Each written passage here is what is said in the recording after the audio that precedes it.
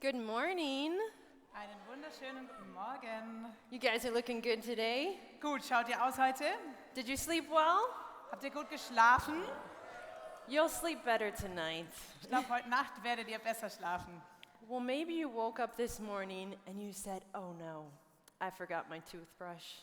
Vielleicht bist du heute Morgen aufgewacht und hast gedacht, oh nein, ich habe meine Zahnbürste vergessen.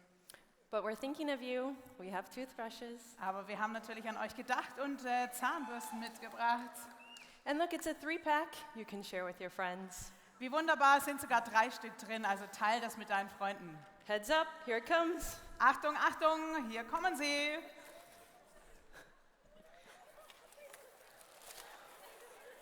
Or maybe you forgot your sandals. Vielleicht hast du auch deine Sandalen vergessen. And we love TeenStreet, but you do not want to shower without your sandals. Wir lieben TeenStreet, aber ich glaube, du willst nicht wirklich eine Dusche nehmen ohne deine Sandalen. If pink's not your color, share with a friend. Wenn Pink nicht deine Farbe ist, dann teile es mit deinen Freunden.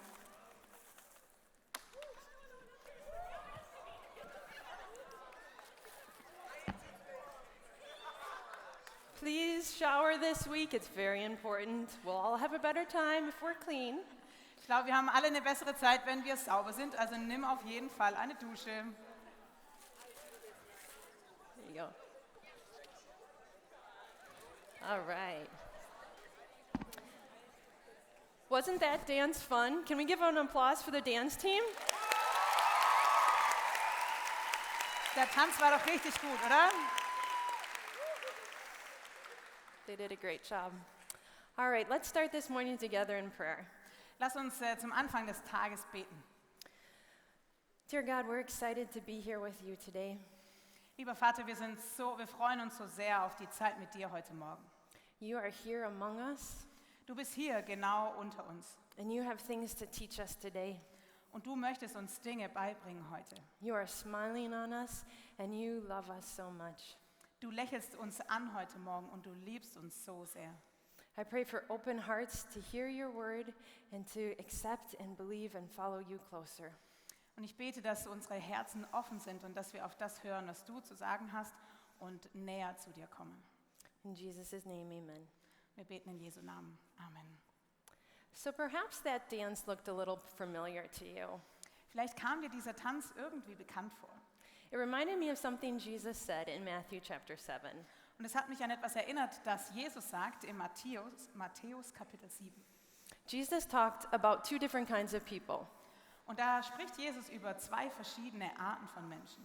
The wise man who built his house on a good foundation. Der weise Mann, der sein Haus auf ein festes Fundament baut. So when the wind and the rain came, Also wenn der Wind kam und der Sturm, his house stood firm. da ist sein Haus stehen geblieben. Then Jesus contracted the story with the foolish man, Und dann hat Jesus diese Geschichte verglichen mit dem dummen Mann. a man who built his house on the sand. Ein Mann, der sein Haus auf Sand baut. The wind and the rain came and his house fell flat. Und dann kam der Wind und der Regen und sein Haus ist zusammengebrochen. Well, today we're going to talk about wisdom.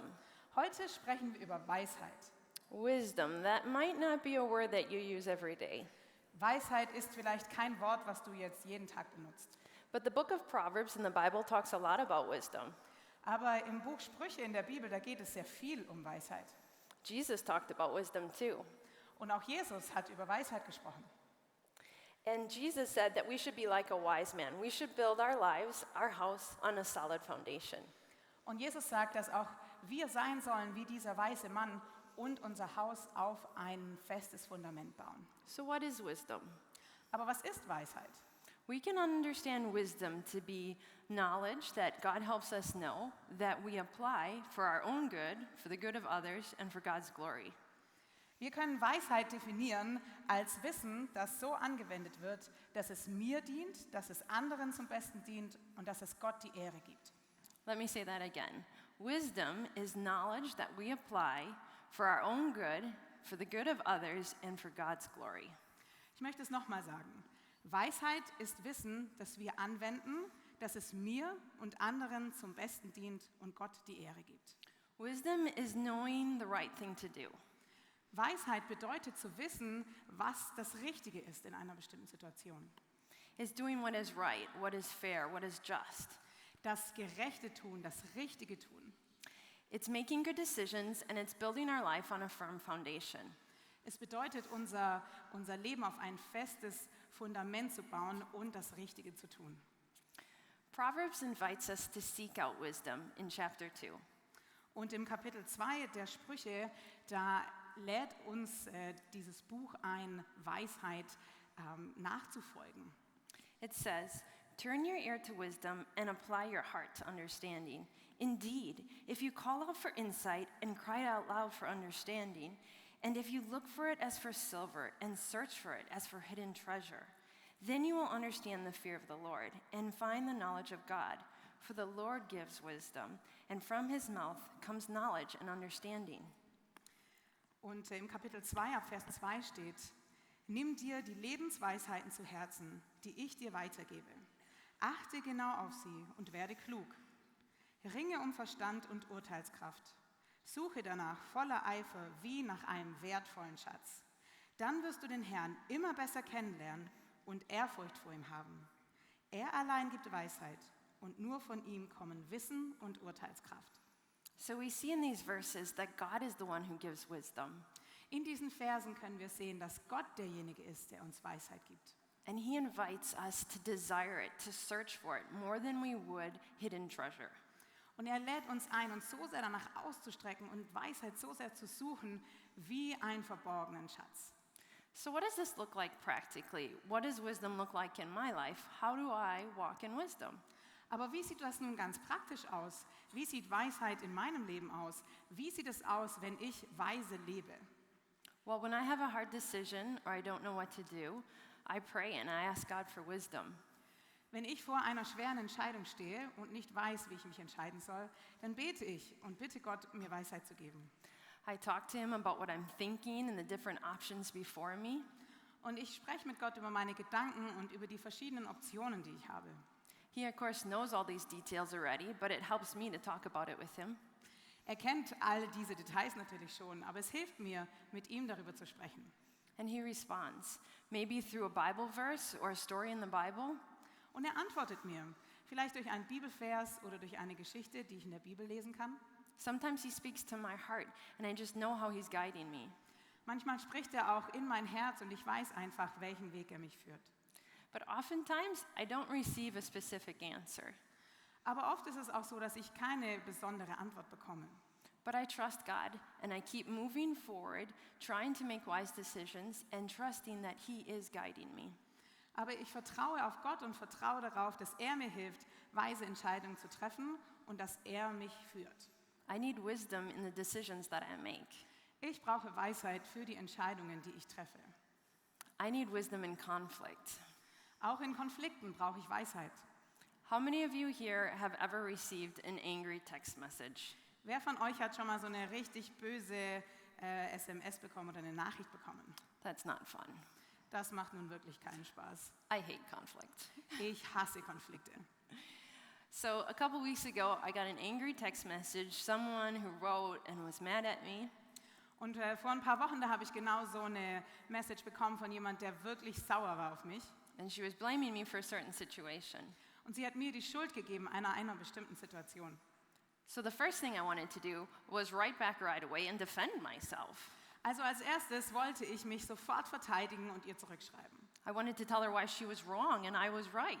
Und ich wollte ihr sagen, warum sie falsch liegt und warum ich recht habe. But it was late at night and I knew I was tired. Aber es war schon spät am Abend und ich wusste, ich bin richtig müde. And the wiser thing was to go to sleep and not respond when I was really feeling tired and emotional.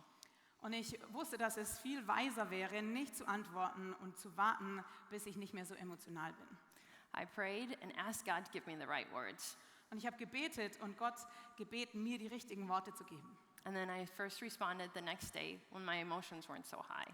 Und dann habe ich erst am nächsten Morgen ihr geantwortet, nachdem ich ein bisschen runtergekommen war von meinen Emotionen. I need wisdom in conflict. Auch in Konflikten brauche ich Weisheit. I also need wisdom to know where to go for help. Ich brauche auch Weisheit, um herauszufinden, wo ich Hilfe finden kann. When I was in university, I was struggling with feeling guilty and with accepting God's forgiveness. Während meiner Zeit an der Universität habe ich mich sehr oft schuldig gefühlt und irgendwie fiel es mir schwer, Gottes Vergebung für mich anzunehmen. I knew a wise woman in my church, and I went to her and explained how I was feeling. Und ich kannte eine weise Frau in meiner Kirche und habe mich ihr geöffnet und ihr erzählt, wie es mir geht. And she said, Rachel, what Bible verse are you clinging to right now? Und sie hat mich gefragt, Rachel, welchen Bibelvers nimmst du und an welchem hältst du fest in dieser Situation? And that was such a good question. I didn't have a verse that I was really going to in that moment. Und es war so eine gute Frage, denn ich hatte gar nicht so einen Bibelvers, den ich mir in dem Moment immer wieder ins Gedächtnis gerufen habe. So I looked through my Bible and I found a verse that said, God, your grace is sufficient for me. Und ich habe so in meiner Bibel gelesen und einen Vers gefunden, da steht, deine Gnade ist alles, was ich brauche. And every time I started struggling with those feelings of guilt and condemnation, I remembered that God's grace is enough and that He has forgiven me.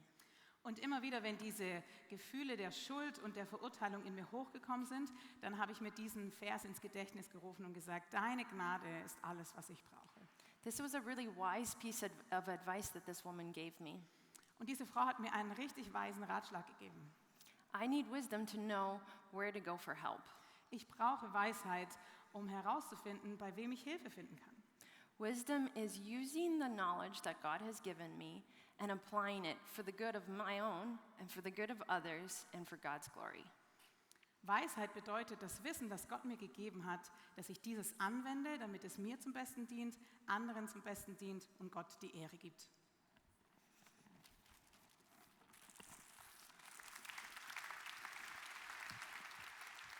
Hey, so why do we go to God for wisdom? Warum gehen wir denn zu Gott, wenn wir Weisheit brauchen? I think really He just has the bigger picture of my life. Ich glaube einfach, dass er das große Ganze sieht in meinem Leben. And I know that I can go to Him to ask for inspiration from His Spirit, for wisdom to take the right decision. Und ich weiß, dass ich zu ihm gehen kann, um nach Inspiration zu fragen, nach Weisheit zu fragen, um zu wissen, wie ich mich verhalten soll. So today we're going to take a closer look at Noah Heute wollen wir uns die Geschichte von Noah etwas genauer and see anschauen. how he included God in his life. Und wir wollen anschauen, wie Noah Gott in sein Leben mit reingenommen hat. Noah lived in a time that was described as wicked, Noah hat in einer Zeit gelebt, die als böse beschrieben wird. and we can read that men were really violent and did not consider God in their lives anymore. Und wir können lesen, dass die Menschen dort sehr gewalttätig waren und nichts mit Gott zu tun haben wollten. The Bible says that God was deeply troubled, Und in der Bibel lesen wir, dass Gott darüber tief traurig war. and I think that God was really sad about how human beings were behaving with each other. Und ich glaube, dass es Gott sehr, sehr traurig gemacht hat, als er gesehen hat, wie die Menschen miteinander umgegangen sind. It also says that Noah was the only remaining follower of God, and we also can read that Noah found favor in the eyes of the Lord. Und wir lesen, dass Noah der Einzige war, der noch nach Gottes Wegen gesucht hat. Und wir sehen auch, dass Gott Gefallen hatte an Noah. I like that verse in Genesis 6, verse 9, that says, Noah was a righteous man, blameless among the people of his time, and he walked faithfully with God. Und ich liebe diese Beschreibung, die wir lesen können in 1. Mose 6, Vers 9. Noah war ein rechtschaffener Mensch, ganz im Gegensatz zu seinen Zeitgenossen. Er ging seinen Weg mit Gott und hörte auf ihn. Hey, I'd love it if I were to be described in these words. Ich fände es richtig schön, wenn jemand mich so beschreiben würde. So, as you might know, God decided to save Noah and his family from the big flood that was going to come on the earth. Vielleicht weißt du das, dass Gott sich entschieden hat, Noah und seine Familie zu retten vor der Flut, die auf die Erde kommen würde. So God gave Noah all the instructions that he needed to build a huge boat. Also hat Gott Noah ganz genaue Anweisungen gegeben für alles, was er gebraucht hat, um ein großes Boot zu bauen. So it wasn't really a boat, actually, it was the ark, the well-known Ark of Noah. Also ist es jetzt vielleicht weniger ein Boot als die weltberühmte Arche Noah. So we can read that God said, so in just verse 14, so make yourself an ark of cypress wood, make rooms in it, and coat it with pitch inside and out. This is how you are to build it. Und im Vers 14 können wir lesen, bau dir ein Schiff, die Arche. Mach es aus festem Holz und dichte es von innen und außen mit Pech ab. And it goes on with verses that describe in detail how Noah was supposed to build the ark. Und danach folgen Verse, wo ganz detailliert beschrieben wird, wie Noah diese Arche bauen sollte. According to the information we have in the Bible, we can understand that it took over, or more or less, 100 years to build this ark. Und durch diese Beschreibung in der Bibel können wir herausfinden, dass es ungefähr 100 Jahre gedauert hat, bis Noah diese Arche gebaut hat. I think this is crazy. Ich glaube, das ist ziemlich verrückt. I don't know, what is the longest project you ever worked on?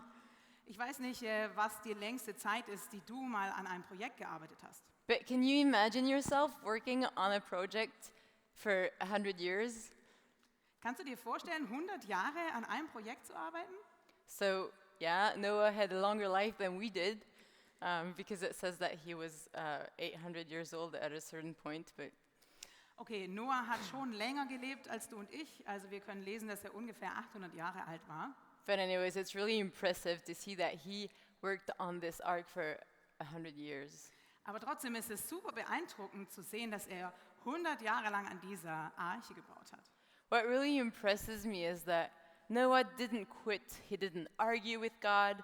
He didn't try to get out of it or try to ask someone else to do the job. Und was mich wirklich beeindruckt hat, ist, dass Noah nicht jetzt irgendwie angefangen hat, mit Gott rumzudiskutieren, sich irgendwie rauszureden, das Ganze zu vermeiden oder es vielleicht an jemand anders abzugeben. And yeah, I guess sometimes he was discouraged.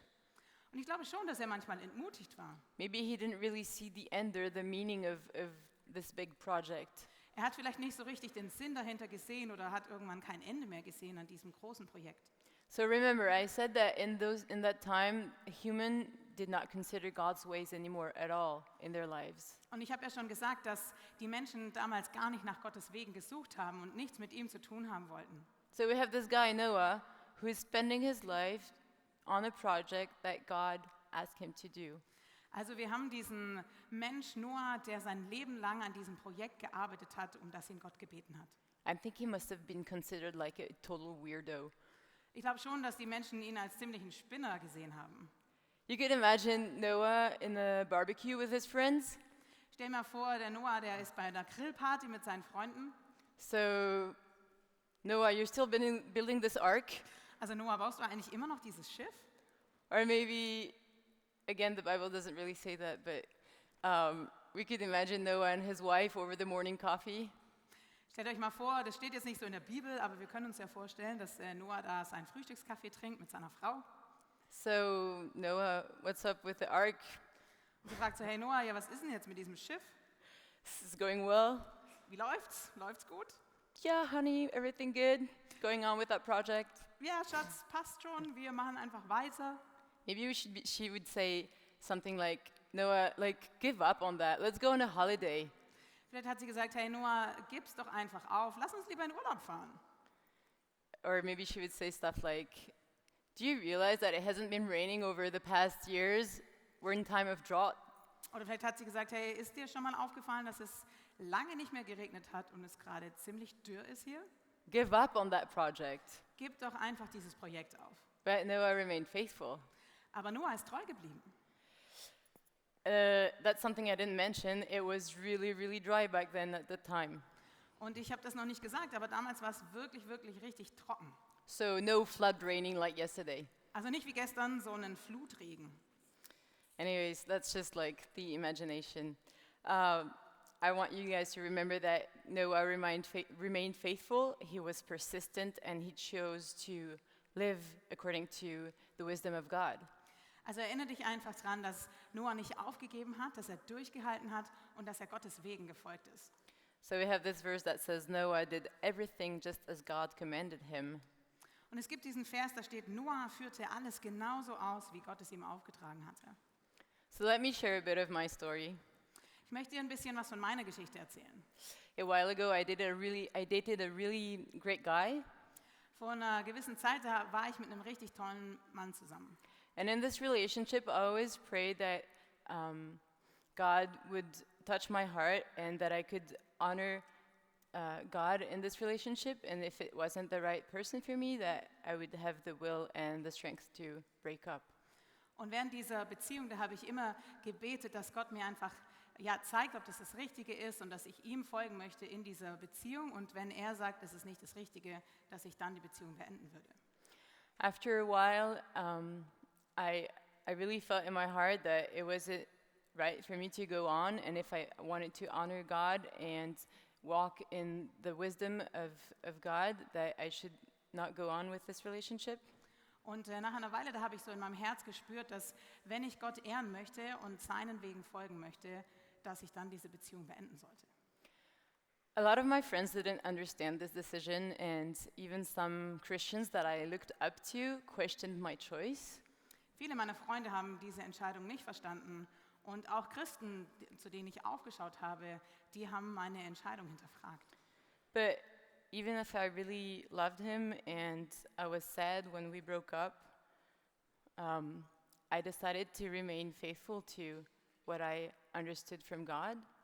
Und obwohl ich ihn sehr geliebt habe und sehr traurig war, dass wir uns getrennt haben, habe ich mich dafür entschieden, dieser Entscheidung Gottes zu folgen und dem zu folgen, was ich so in meinem Herzen gespürt hatte, dass es richtig war.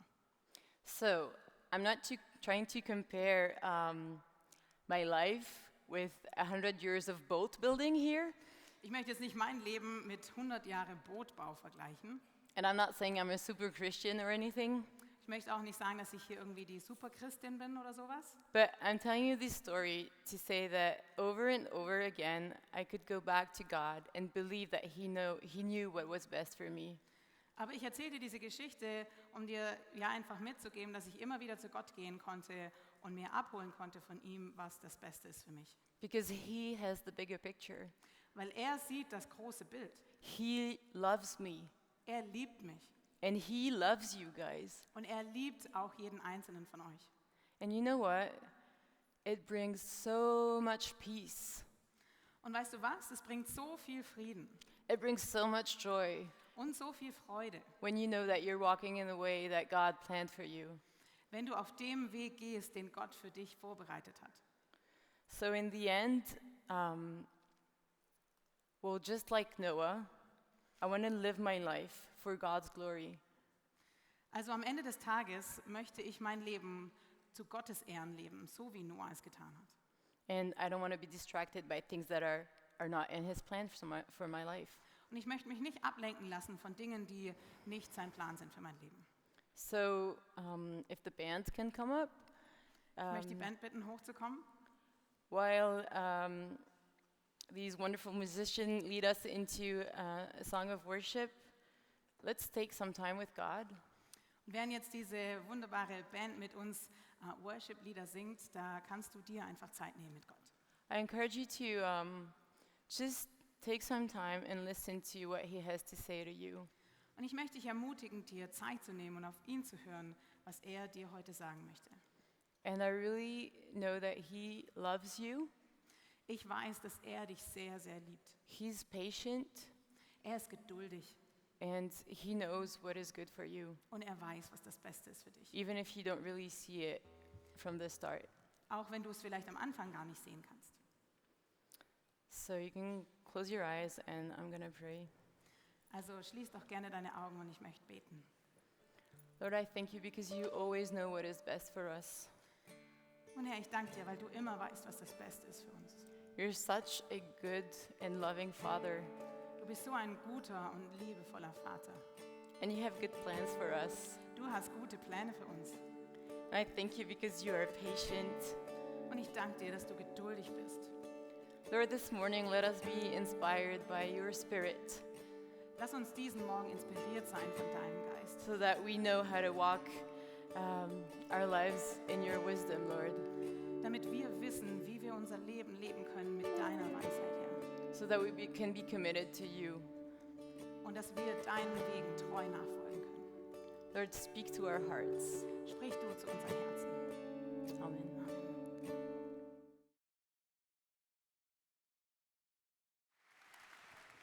So today's subject is wisdom, Heute geht es um Weisheit. and I am someone that likes to see things that we find in the Bible practically acted out. Und ich liebe es, Dinge, die wir in der Bibel finden, zu sehen, wie wir sie praktisch umsetzen können. I want to see it with my own eyes. Ich möchte es mit meinen eigenen Augen sehen. And so today we have a video for you Und heute haben wir ein Video für dich of a family that's acting out wisdom today. über eine Familie, die Weisheit auslebt heute. Take a look. Schau es dir an.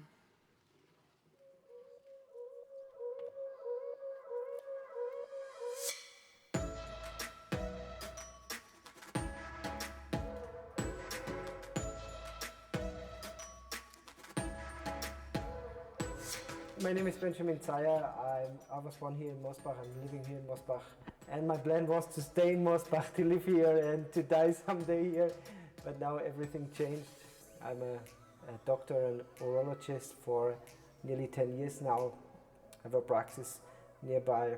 We were part of a local church for many, many years.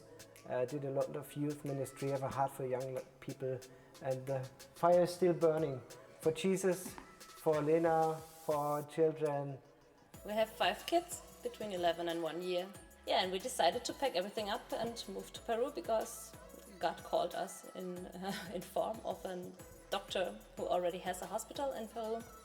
And he asked Benny if we can come and take care of the urology there in this hospital in Peru. I could work in many hospitals of this world, and to be honest, I thought I had found my place nearby where I earned a lot of money and I was satisfied there. Yeah, but God had different plans, and He was calling us to Peru in a special way.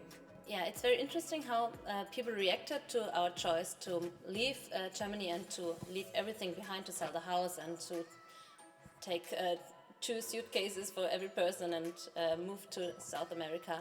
Most people were really excited, like we are, and see this as a very good thing. But still there are people who can't really understand why we are leaving the security of Germany, and because everybody's worried about education and safety and things like that. But I think it's wiser to be where God wants you to be. A wise person someday said, if you live by the applause of people, you will die by their criticism.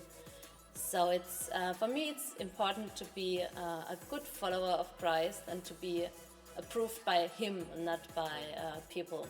We decided once that we will adhere to the voice of these people who are there where we want to go. And we have people in our lives that are really close. The things God told us and the things they tell us are the same, then it's probably the right thing to do. If the Lord over heaven and earth is on your boat, you can be in every storm.